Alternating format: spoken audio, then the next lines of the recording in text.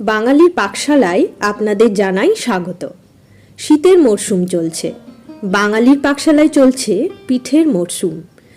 আজ নিয়ে হাজির হয়েছি আবার একটি পিঠের রেসিপি।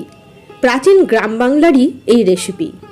আমি 1.5 কাপ মতন মুগ ডাল, ঠিক 1.5 কাপ নয়, 1.5 কাপের থেকে একটু কম মুগ ডাল প্রায় ঘন্টা 2 জলে ভিজিয়ে রেখে ধুয়ে নিলাম। এবার এই কাপের আমি জল নিয়ে নেব, প্রায় 3 কাপ জল আমি নিয়ে নিলাম।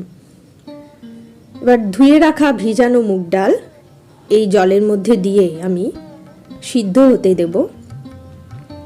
যদি সমস্ত জল শুকিয়ে যায় এবং ডাল সিদ্ধ তখনও না হয়, পরে একটু জল যোগ করা যেতেই পারে, কিন্তু জল ততটাই দেব। একটু লবণ দিয়ে দিলাম, জল ঠিক ততটাই দেব যতটা ডালটা সিদ্ধ হবার পরেও সামান্য একটু জলজলে ভাব থাকে। অপর একটি পাত্রে আমি 2.5 কাপ জল নিয়ে নিলাম। এর মধ্যে ওই কাপেরই 1 কাপ চিনি দিয়ে দিলাম।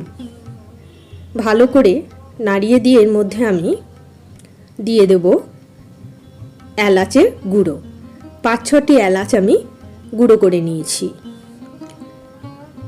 এবার আঁচ কমে রেখে আমি চিনির রসটি তৈরি করতে দেব, যতক্ষণ না পর্যন্ত রসে একটা শিরটান ধরে। খুব ঘন হবে না, একটু পাতলা। ডালের উপরে যে ফেনা ছিল সেটা কিন্তু তুলে দিলাম। ডালটা সিদ্ধ হয়ে গেছে, অথচ সব জল শুকায়নি। এবার আমি একটা চামচ দিয়ে এইভাবে ডালটাকে ঘেঁটে নিলাম। এই জলজ অবস্থাতেই নাড়তে নাড়তেই আমি চালের গুঁড়ো আর 1 টেবিল চামচ ময়দা মিশিয়ে দেব। এইভাবে একটু করে মিশাতে থাকবো এবং নাড়তে থাকবো। গ্যাস কিন্তু বন্ধ নেই, গ্যাস খুব লো ফ্লেমে দেওয়া আছে। হালকা হাতে এইভাবে নাড়িয়ে নিতে হবে, যাতে চালের গুঁড়ো কিন্তু দানা বেঁধে না যায়, সেটা খেয়াল রাখতে হবে। তাই একসাথে কিন্তু চালের গুঁড়ো দেবেন না, এইভাবে অল্প অল্প করেই ছিটিয়ে ছিটিয়ে দিতে হবে এবং নেড়ে নেড়ে একটা ঘন ডো তৈরি করতে হবে।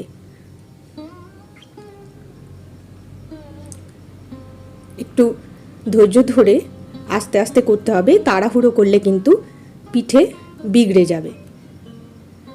যতক্ষণ পর্যন্ত চালের গুঁড়ো লাগলো আমি দিলাম, তবে এই পরিমাণটা কিন্তু 1 কাপ নয়, 1/2 কাপ বা তার থেকে সামান্য 1 আঙুল একটু বেশি হতে পারে।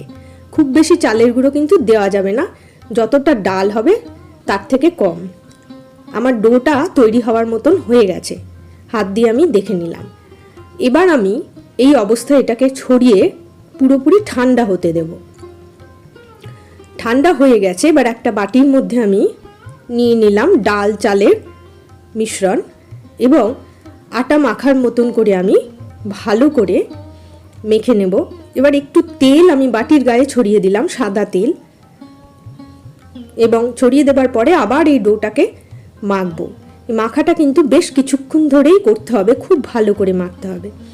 হাতে আরেকটু তেল নিয়ে নিলাম। এভাবে অল্প অল্প করে তেল নিয়ে একটু একটু করে মেখে মেখে ডোটাকে বেশ 10 থেকে 15 মিনিট বা তারও একটু বেশি, যতক্ষণ সম্ভব মেখে নিয়ে করবেন আপনারা। এর থেকে আমি একটা ছোট টুকরো বের করে নিলাম, একটা লেচি বের করে নিলাম। এবার এই লেচিকে আমি ঠিক ল্যাংচা যেভাবে গড়ে সেই রকম আকারে ল্যাংচা গড়ে নেব, ল্যাংচার আকারে গড়ে নেব। আমার তৈরি হয়ে গেছে, ল্যাংচার আকারে গড়ে নেওয়া হয়ে গেছে। একটু অংশ আমি আলাদা করে রেখেছিলাম, এটাকে আমি ছোট ছোট টুকরো করে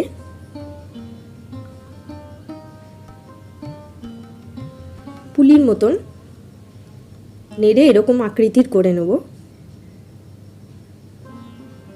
এগুলোকে ভাজা রাখার জন্যই আমি তৈরি করলাম, আলাদাভাবে ভাজা খাওয়ার জন্য। দুভাবেই এটা করা যায়।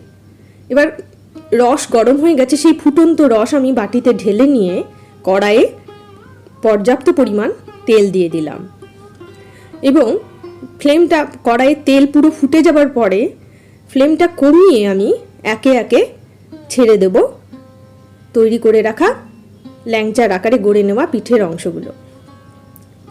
অল্প আঁচে ধীরে ধীরে এরকম লাল করে, পুড়ে যাবে না কিন্তু লালচে আকার ধারণ করবে। তুলে নিয়ে সোজাসুজি আমি ওই গরম রসের মধ্যে ডুবিয়ে দেব। ভেঙে দেখাচ্ছি ভাজার পরে মুচমুচে হয়েছে কেমন। কোনো খাবার সোডা বা কিছুই দেওয়া হয়নি, তাও ভীষণ মুচমুচে হয়েছে। তৈরি হয়ে গেল আজকের পিঠে মুগ পাকনা। এই রেসিপিটি রাতভর রসে ভেজানোর পর আপনারা খেলে এর আসল স্বাদ বুঝতে পারবেন।